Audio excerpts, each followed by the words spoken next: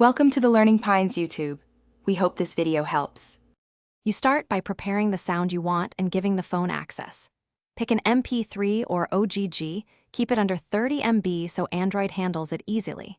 Once chosen, connect via USB or use the file manager. Make sure file transfer or media device mode is active. You also need storage permission for any ringtone app you'll use. This is not just busy work. Permissions let you move the file into the system folder later. Now, open your file location and get ready to copy.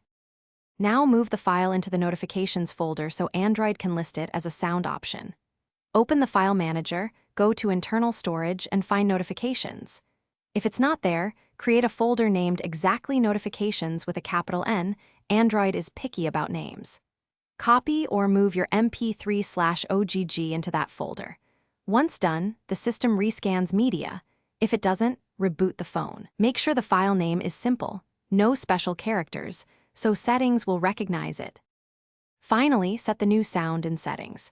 You go to Sound and Vibration, then Notification Sound, and select your custom file from the list. Test it to confirm volume and clarity.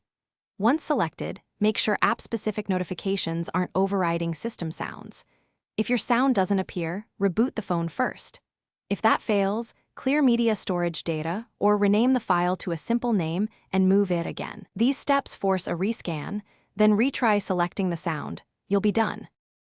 Thanks for watching. Consider subscribing if we helped you.